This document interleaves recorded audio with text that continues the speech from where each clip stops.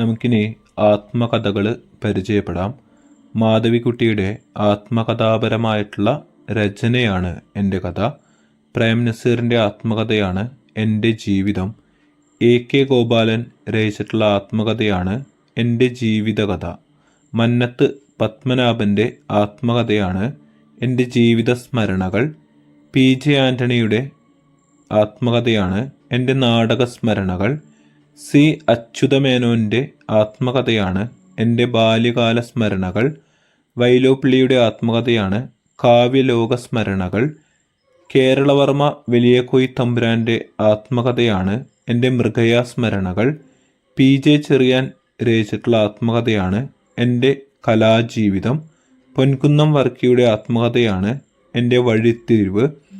S.K. പൊറ്റക്കാട്ടിൻ്റെ ആത്മകഥയാണ് എൻ്റെ വഴിയമ്പലങ്ങൾ.